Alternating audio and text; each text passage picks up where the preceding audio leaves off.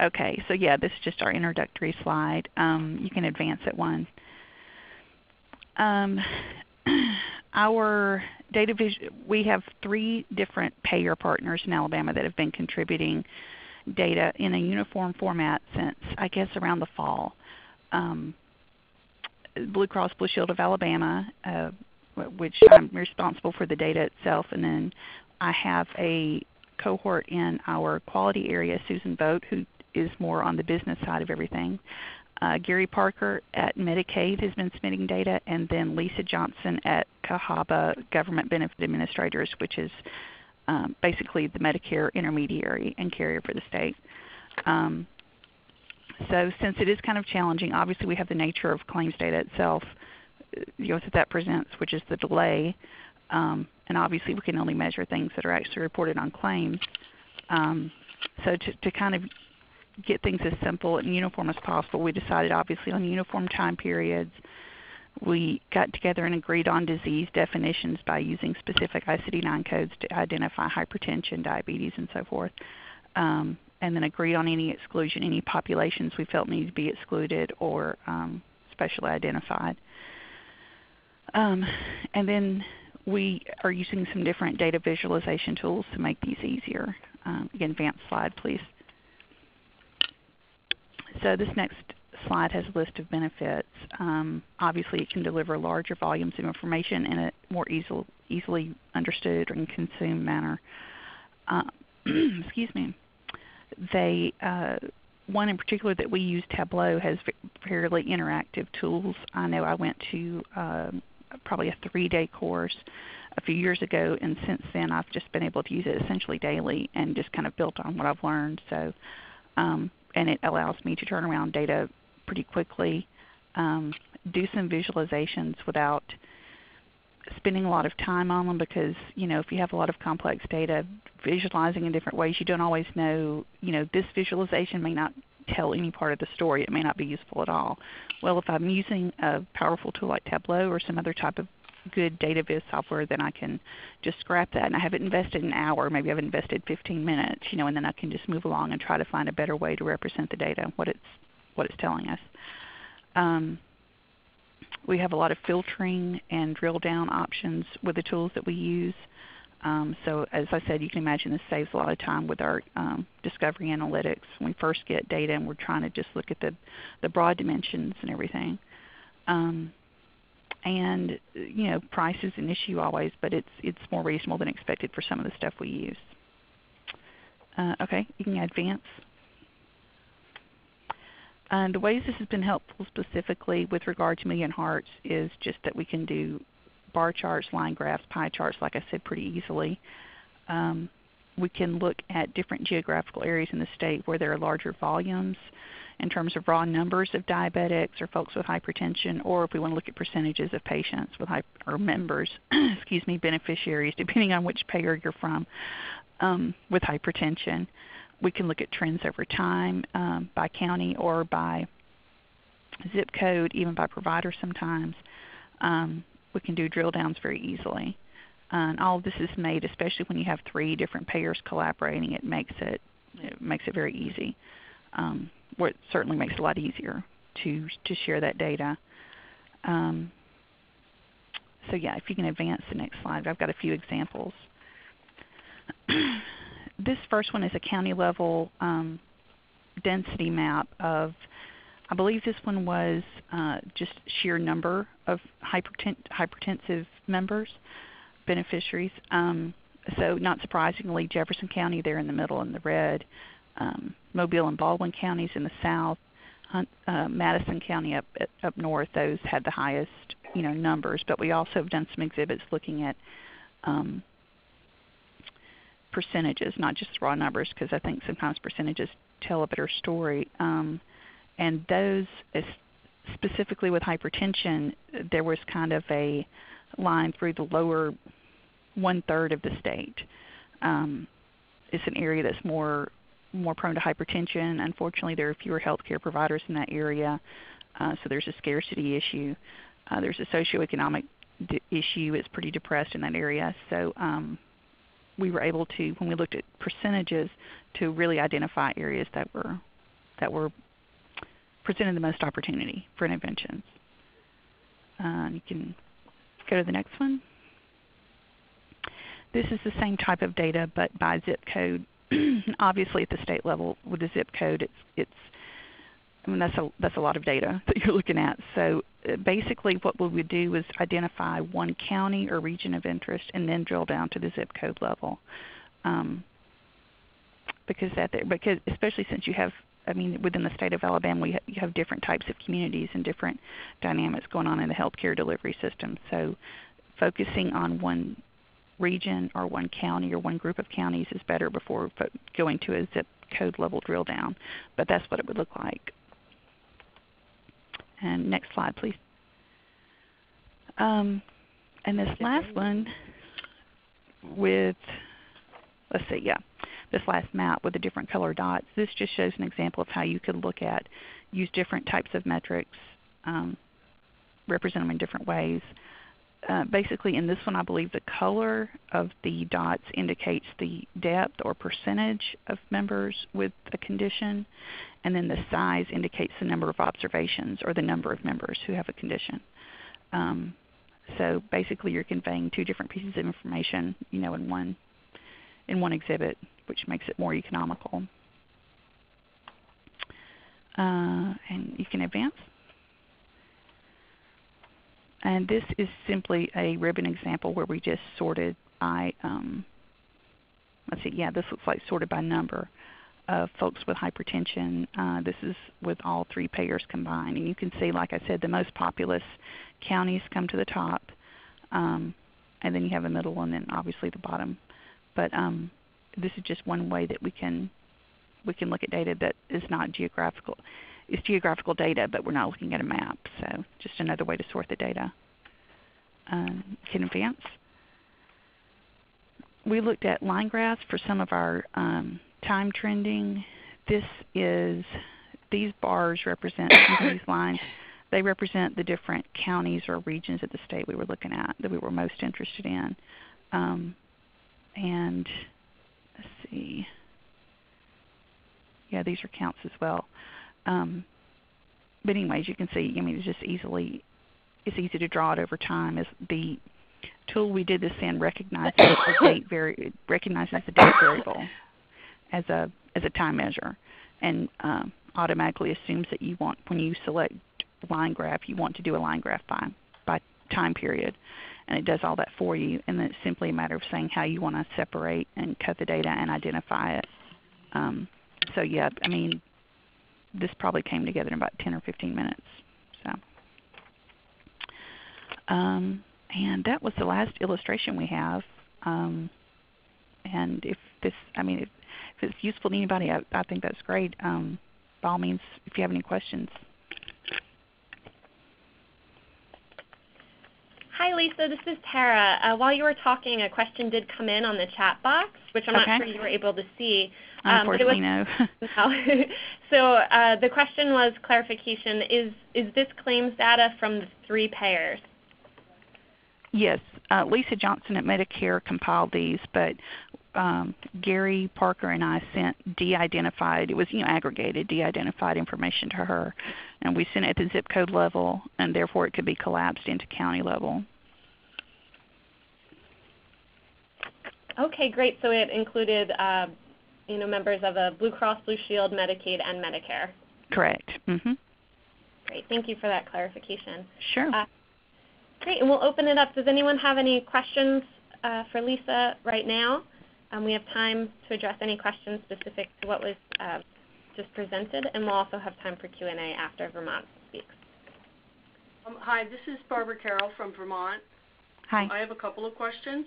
Mm-hmm. What is software, this data visualization software?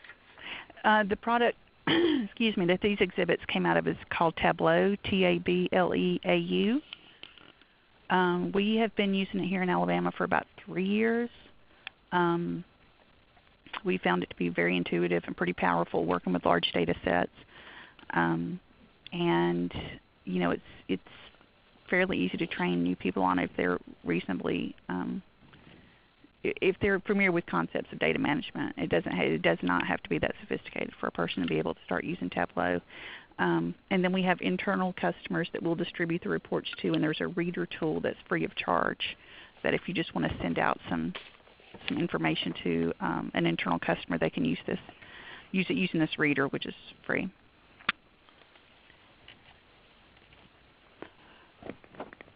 This is Deb Spicer in New York.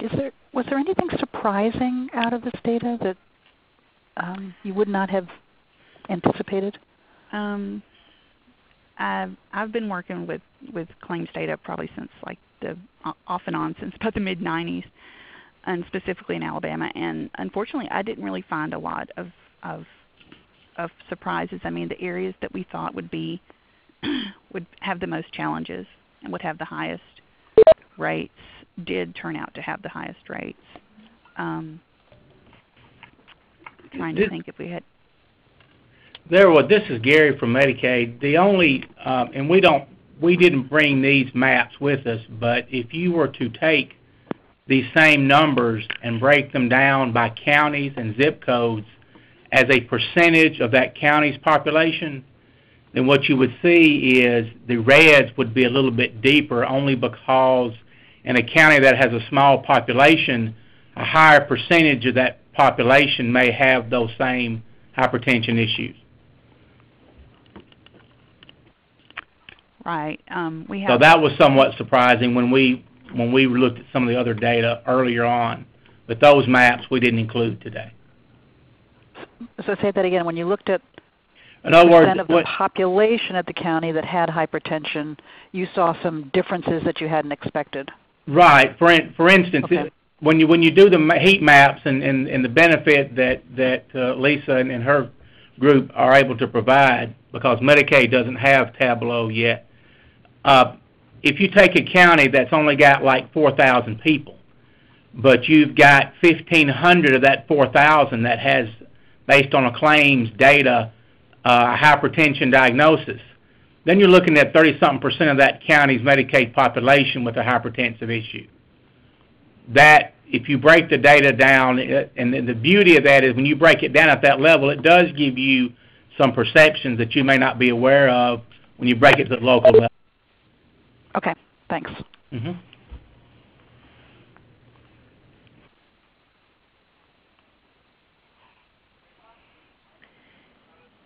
Great. Well, thank you, Lisa and Gary, for your presentation and for answering any questions. Does anyone have any other follow-up questions before we move on to Vermont? Talking about the software, so you had said I'm looking it up in the internet right now. Tableau or EAUX? No X. Tableau. Thank you. Okay. Mm-hmm. Great. If we have follow-up questions about that, we'll ask you offline. Thanks. Absolutely. Feel free.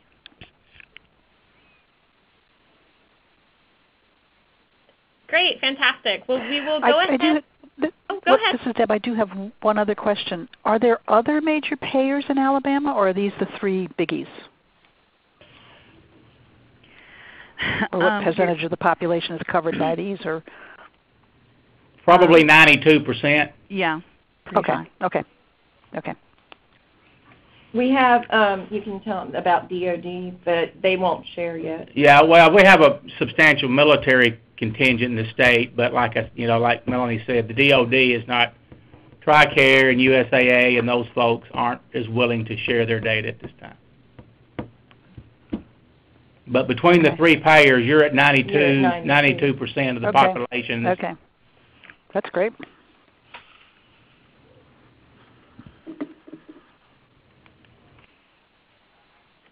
Great. That's a great question. We were actually talking about that on our end, too, so I'm glad that you asked that. Great. Okay, well, we can go ahead, and Robin, I'll hand it over to you all. Are you able to move your slides? I just have the two slides that you sent me, or the two pictures that you had sent me. No, I'm going to ask you to move them, and I think Barbara Carroll will be speaking. She'll tell you when to advance. I think she'll just go to the first slide, maybe. Let's see which one it is, because I think we wanted to spend more time on the diagnosis slide. Okay. And that is indeed, I'd go to the next one. Yeah, I'd leave it there. And I'm going to turn it over to Barbara. Thank you. Great. Hi, this is Barbara. I'm not sure, how much detail do we want to go into on all of this? We have included in our claims database, we have Medicaid, we do not yet have Medicare, and we have almost all of the private payers that cover the state of Vermont, with the exception of there's a small number who are not required yet, I don't think, to submit because they have very, very small numbers of beneficiaries. So they're not required to contribute to this. But for what we included to make this map, we included adults aged 18 to 64, since we don't have Medicare. And this is based on ICD-9 codes, for hypertension. And it's done by our definitions of hospital service areas. We can do it if we certainly have the GIS software to do it by zip code or county, or whatever other units there might be. But this, we're pretty new with this database still. And so we did this simple, quick and dirty maps that show that certain parts of the state have higher than average incidence of hypertension, and other parts are quite low. And we have a handout that actually explains more detail, and it's a handout that you can share with everybody, Tara. It's not good for a visual, but it's 3/4 of a page, and it describes the analysis and what we did to achieve that analysis in greater detail. So please share that with everybody. Absolutely. We can send that out with the call notes and the recording. Okay, great. Mm-hmm. And we are expecting the Medicare data to be available, we were told, probably in April, which is right upon us, as we know. And we are also just ramping up with getting more experience with our All Payers Claims database, and consultants who are working with it right now with other users in the state. So we're pretty excited about what we're going to be doing using the supplemental funding to get more experienced with that. And in the room today we have, besides Barbara, we have Caitlin Damon, who is also working very closely with us on this project. She has probably more experience than some of the other data analysts in working with some of the clinical data sets, the registry that we have been using in our state. And we formed a group of public health and clinical and consultant partners that will be meeting in April to start determining what queries we're going to run as we get more training and more experience. So let me just pause there and see if any of my colleagues have any other comments to make. Okay, they're saying they don't, but we'll see if we can entertain questions from you. Well, yes. Yes, I'm sorry. Go back to the next one. I was just going to say, let's go back to the pharmacy. The one before. There we go. And that shows, we did that the same way. We used pharmacy, national drug code, national drug codes for the medications that were included in this, and the maps look a little bit different. The medications map looks a little different from the incidence map, prevalence map. And that would be very interesting to pursue further as we get better at the details of all of this.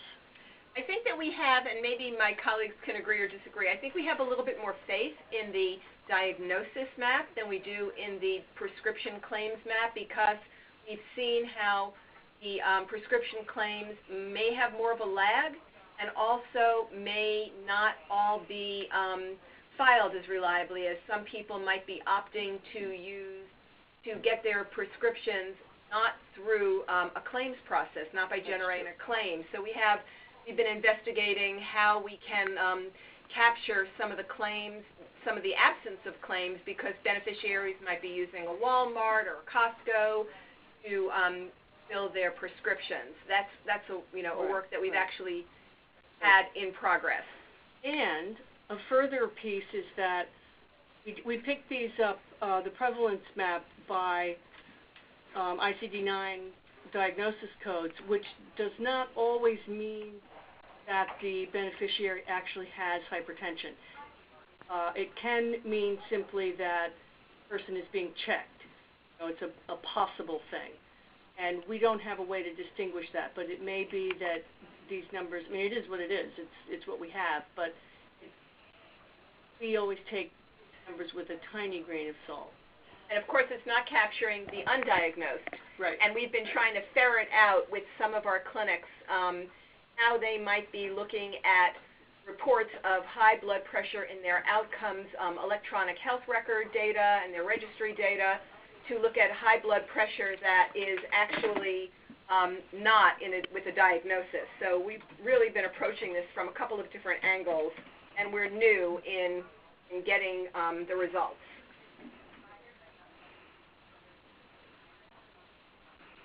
Yeah, I know. Well, it's really, this was our big baby step in getting these maps together and really getting into the data set and seeing what we were able to do. So I don't know. It will be interesting for us to compare these maps with our BRFSS by hospital service area just to see how they line up. We were going to do that as one thing. And I'm not sure what else others are thinking we might be doing as we get more experience with this. Yeah, we're going to compare it to hospital discharge data as well. And ED data within the subset of hospital discharge data. This is Deb. I have a couple questions. One, do either of you I just recently learned that there is an ICD-9 code for high blood pressure readings without diagnosis of hypertension. It's a 796.2, so it's not in the 400 grouping. Are you using that one? Can you say what it was again? The number is 796.2, high blood pressure reading without a diagnosis of hypertension. No. Okay. We didn't. We used the 401 to 405 or 437.2. Okay. Which you have to look up 437.2 and see what it is. This was a while ago. Is that one of the pregnancy ones, or? I don't think so. Yeah. I'm gonna Google it as we're talking. Okay.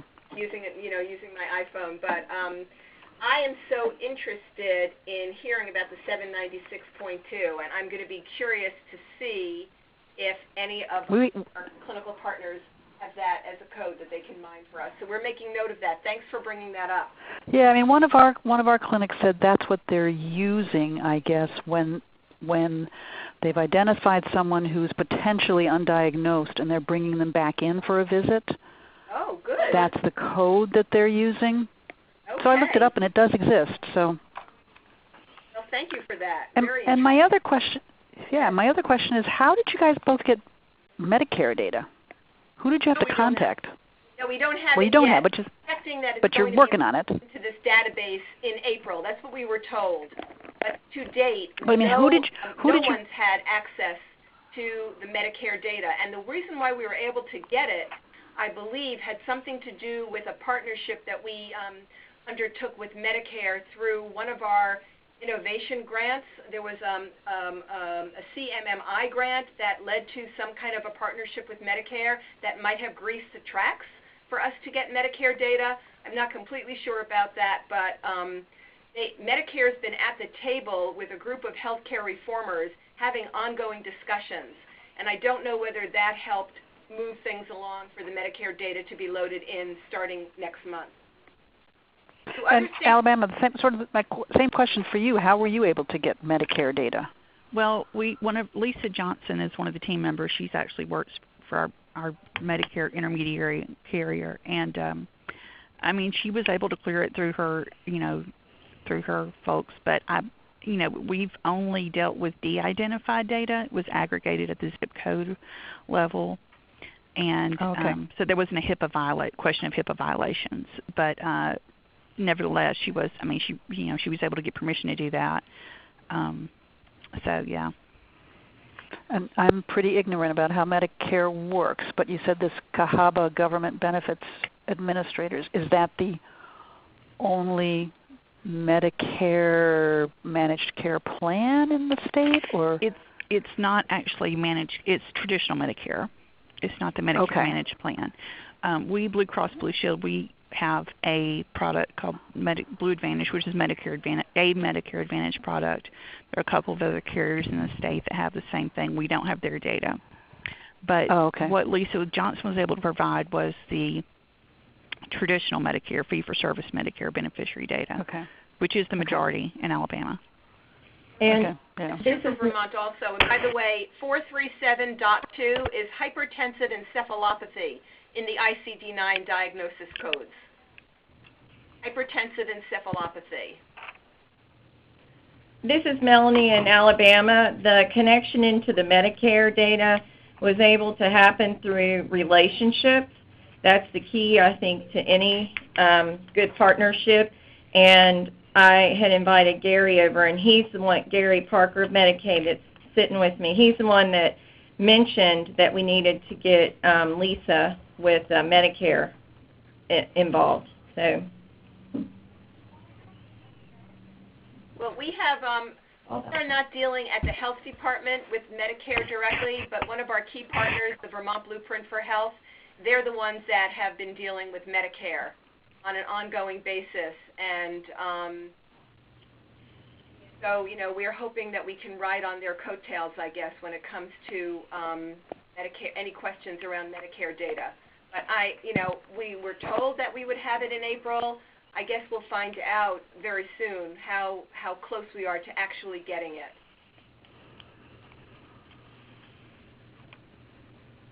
I mean, that would be, it'll be interesting to see.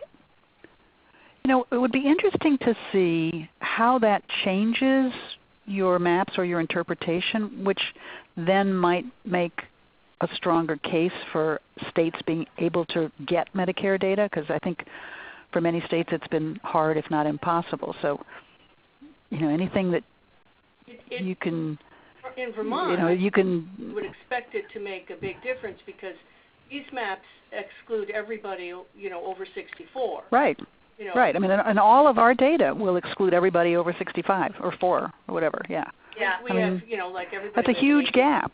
In a small state. I think that we're actually considered like the second oldest state. I know that we have a greater percentage of elderly people than Florida, and I was very surprised to hear that a while ago. So that's what I've been told. Has anybody in the room here heard otherwise? We are one of the oldest. We are one of the oldest states. So is the fourth oldest, and I just heard that today too. That we have. I'll just live a long time. Stay away from that barbecue down here. Laughing. Thank you for that. You know, but all of these, you know, targeting kind of. You can ship it up here. We'll trade you. We'll give you some of our snow and ice for some of your barbecue. You can just have the barbecue. You can keep your snow and ice. You know, but all of these sort of, you know, population level investigations into high blood pressure prevalence and all of these targeting of quality improvement initiatives are kind of pointless if you don't have the Medicare data. So, well, and I targeting the wrong place. Well, I think it was actually very interesting in terms of. I was particularly interested in the fact that we were looking at a younger, under 64 and under. I think we know that hypertension is going to be much more prevalent in 65 and up, but it still was actually valuable to see where are our adults, not yet seniors, who have hypertension, and it's just a different focus for reaching that population. And and actually achieving better control before they hit the Medicare bracket. Right. Yep. I mean, I think both, looking at it both ways is important, but, leaving out all those 65 and older folks is giving you just we didn't intend to leave them out for too long, but you're absolutely right about that. Right. Yeah. But I mean, I think, other states have not had much success in getting Medicare data, and CDC hasn't had any success in getting it for us, as far as I know. So what can we do to actually put pressure, and maybe, or just in kind of a friendly way? Are there other states? the states that are involved in the CMMI, I've got to look and see exactly what that stands for, because there are too many of these grants that have to do with innovation, and I get them mixed up. But I know that there were probably about, I would say there were at least like 9 other states that got this award. Does Alabama know if they were one of them? Alabama, we didn't get a SIM grant for the innovations. We tried, we applied, but when the devil's in the details kicked in, the decision at Medicaid was that we just didn't have the time with everything else that was going on to pull that off. There are some states that have got substantial amount of funds on the SIM grants. We did get a adult quality measures grant that went out about 18 months ago. We did get one of those. Now that's affecting Medicaid. Is that what you're talking about? Yeah, that was from Medicaid. And we've got one of those as well. And in fact, we're very excited because that grant is producing an NQF-18 report statewide for Medicaid beneficiaries. We'll have our first report in July, and we'll have it annually thereafter. And we expected that the other states that were part of that adult quality improvement grant otherwise. And I think it's going to be helpful for us to share those data with CDC. Well, what we used it as is try to be a bridge to bring together the Meaningful Use Program, the data that we're pulling for the CQMs, the regional care organizations, which now Medicaid is trying to transform to that type of delivery based, kind of similar like Oregon has the community programs, and also the HIE components in trying to bridge that. It's very difficult to do, but we use that money to set up an analytics division within Medicaid to try to bridge the gap of all this, to synchronize our data. Also, as you're talking, I'm trying to find the website that lists the Healthcare Innovation Awards, which are different from the SIM grants. Right. They're different. The Healthcare Innovation Award, and I think that's what brought Medicare to the table. Whereas our SIM grant is actually administered by our Green Mountain Care Board, which is kind of like the health. It's the health. What's that? It's like the payment reform. The payment reform and the health benefit change owners and some of the other reform efforts that are underway as part of the accountable ACA, the Affordable Care Act. Well, they were also for the Health High Tech Act under R as well, because they're trying to bring together health information technology, and there were states that used it to try to build the infrastructure. Some of them had a little bit more success than others, but we here in Alabama with our state exchange, so we put our Medicaid claims data and our children's data in the exchange as a pilot and preliminary. So our connections with Medicare came through Lisa to try to get the Medicare data in there as well, and of course, we know the stories there. But it's a challenge. People are going to have to come off, and I say this very carefully, but we're going to have to come off our turf ownership of our data if we really want to see these transformations in care delivery and put the patient that information available for treat these patients as these conditions are identified. I definitely agree with you, and I think that what we were purposely trying to do with our next the supplemental funding was actually select the consultant that was working with our Green Mountain Care Board that was focused on health benefits and mining the all payers claim database, so we could be using. We're partly staffing and supporting their work groups that are running our SIM grant. Yeah. We have our deputy commissioner and our director of health surveillance are leading the population health work group, and we were hoping that by choosing the same consultant and working really across the department lines, so to speak, we would be partnering and promoting the sharing of data. That was kind of behind our approach. And I also wanted to mention that our claims data is also all de-identified. although they have had some other consultants use some kind of filters that allowed it to be tied back to provider and to practice, but it was still all de-identified to patient. And I assume your Alabama data in your all payers claims is also de-identified, correct? Well, Alabama doesn't have an all payers claim database. It's one of those. That's why the beauty of Medicaid and Medicare and Blue Cross coming together to share their data is a tremendous step forward for us in the state. But it is something that does come up in discussions. It is something that has been looked at, but as with a lot of states, that would take legislation to establish, and Alabama's just not ready for that at this point. Thank you for sharing that. I also have to point out that in Vermont, even with this all payers claims database, we still have relatively few payers driving our claims. And other than Medicare, it's Medicaid and Blue Cross and Blue Shield that are our key insurance payers. And so we are also very fortunate to have Blue Cross and Blue Shield and Medicaid at the table partnering with us on ASTHO-related projects, because we know that it's their input that's really helping us determine which codes we're going to be using, which drugs we're going to be using, so we're using consistent data. Right. And as we try and explore what we're doing about gaps in filling prescriptions, that becomes very important as well. So they're working on trying to identify the best way to look at prescription fills and absence of filling prescriptions. Okay, good. Yeah, I want to see what other questions people have and what other comments my colleagues have. I have a quiet group here.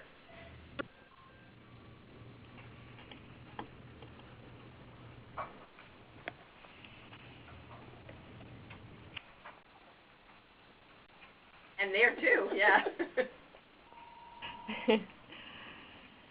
Well, great. Thank you very much, Robin and Barbara and Caitlin, for presenting, and sounds like there was quite a good bit of dialogue coming from that. So thank you, Vermont and Alabama, both of your teams, for presenting and talking about your experiences.